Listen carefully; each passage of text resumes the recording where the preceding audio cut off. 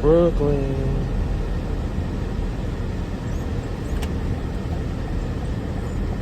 What's poppin'? What's poppin'? See, a lot of people want to know how to pass the CDL road test and the pre-trip, because before you take the road test, you gotta name all the parts on the truck that you're checking.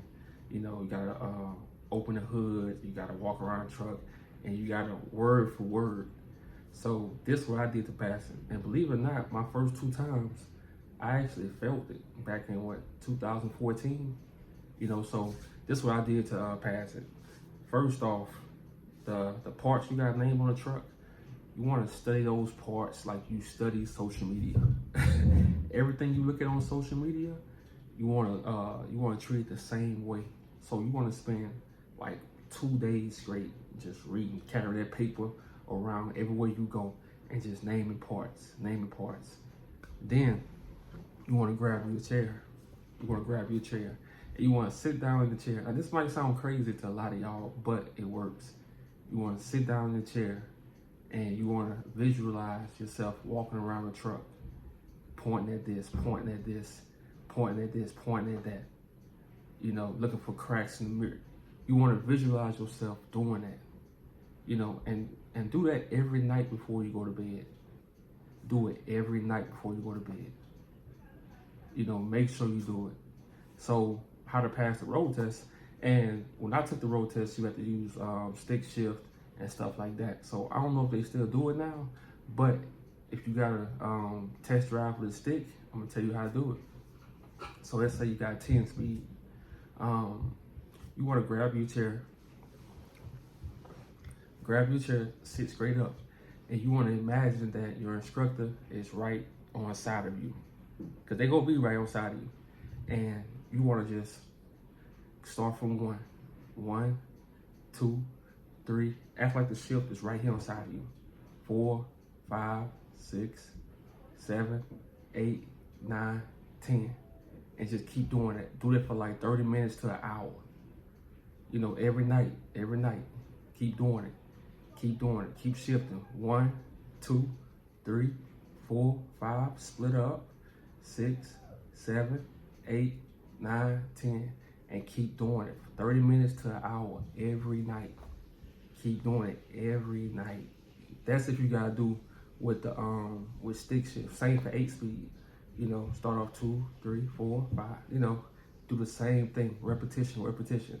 And imagine you really inside of that truck. So if you got an automatic, you know, that don't go towards you, but it still helps, because one day you might, one day your automatic truck might get in the shop and they might give you a stick. So still learn how to use a stick, still learn how to use it, because it gives you leverage. It gives you like an advantage just in case your truck got to go in the shop, So the next thing, the driving part, you can't hit curves. You got to turn wide.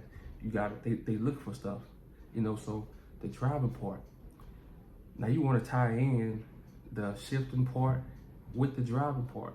So you want to sit in your chair and you want to imagine yourself shifting, driving, and visualize you going around the curve and looking at those tandems, making sure those tandems don't hit that curve. So the whole thing is visualizing. So you don't want to go to a test and you studied halfway and you take getting your CDL. See, a lot of people don't think getting your CDL is like a big deal. It is, because you're a professional driver, so you gotta know all these things. So treat it that way. So when you sit in your chair, pretending you driving, visualizing, imagine yourself going around a curve. Imagine giving those cars the right amount of distance. Imagine checking everything before you drive, your seatbelt on, you looking in your mirrors, Imagine all that. Also, backing. When you backing up, imagine yourself backing. I'm gonna tell you a simple way to learn how to back up easy. Okay, let's say you're backing up and you're trying to get, your trailer in the right lane. Whichever way your trailer is turning, So let's say you're going back and your trailer turning to the left. Turn your wheel to the left to straighten it back up. If your trailer turning to the right and it's getting more crooked, turn it to the right.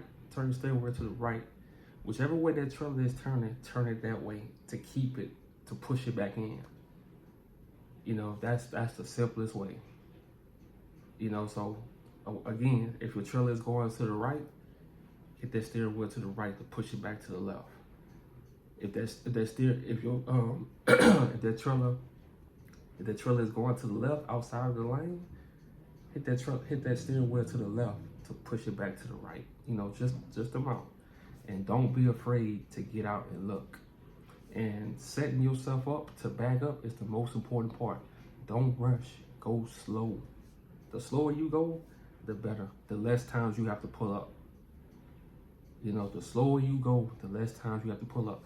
And don't be afraid to use your get out and looks. Don't be afraid to do that.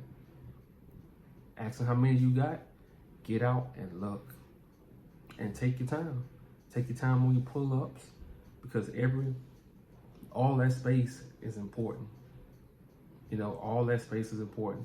You know, so before you take your test, visualize you already driving. Get you a chair every night before you go to bed. After take a shower. If you got a driver's stick, imagine yourself going through your gears. If you're in an automatic, imagine yourself walking around your truck, pointing out this, pointing out that, going around curves, stopping at the red light, doing all those small things.